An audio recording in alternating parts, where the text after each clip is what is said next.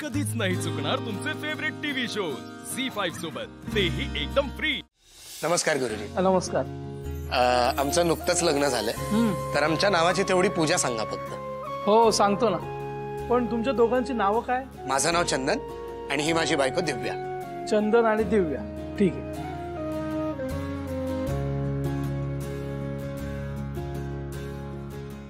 शिवा साडीत, तेही आशू सोबत।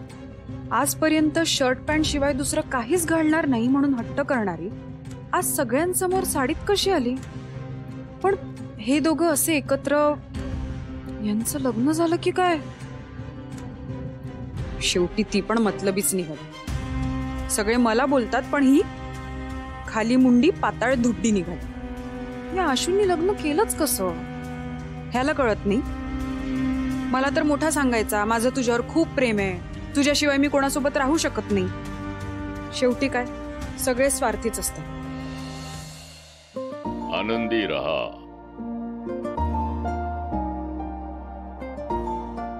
गुरुजी नमस्कार। रामभाऊ, आनंदी रहा, आनंदी रहा। आओ, नवीन सुनेला आणि मुलाला घेऊन दर्शनाला आलो।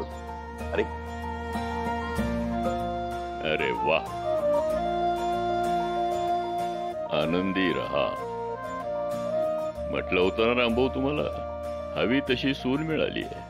अगदी खरं बोललात गुरुजी, तुम्ही म्हणालात तशीच सून आम्हाला मिळाली आहे आणि आम्हाला तिचा खूप अभिमान आहे। अहो, तुमची सून म्हणजे दुर्गेचं रूप आहे। ती सगळ्या घराला सांभाळेल आणि मुख्य म्हणजे आशुतोष बरोबर सदैव राहील। आशुतोष, तिला कधीच अंतर देऊ नकोस। तिचा आदर कर, तिला जप। पण गुरुजी, एखाद्या सुनेत असायला हवे असा एकही गुण हिच्यामध्ये नाही, मग काय करायचं? तुम्हाला दिसणं महत्वाचं वाटतं, मी असणं पाहतो। आणि तुम्ही जवळच्या माणसाला जर नीट पारखून घेतलं तर चांगले गुण तुम्हाला दिसतील। अहो, पण सुनेची काही कर्तव्य असतात, त्याही अपेक्षा करायच्या नाहीत का आता? असो, नाहीतरी मी बोलून माझं कोण ऐकणार आहे?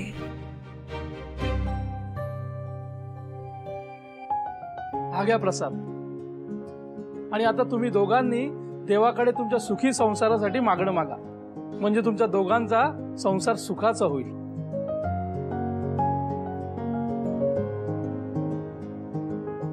मी पळून गेले याचं कोणाला काहीच नव्हतं। नेमकं काय झालं असेल? मी गेल्यावर शिवा माझ्या जागेवर उभी राहिली असेल का? पण ती का उभी राहील? का नाही राहणार? आई ती श्रीमंती मिळाली की कोणी उभं राहील ना। नेहमी मोठ्या मोठ्या गप्पा करायची ही, आता काय केलं? नाही, आता ना आईला फोन करून विचारायलाच हवं।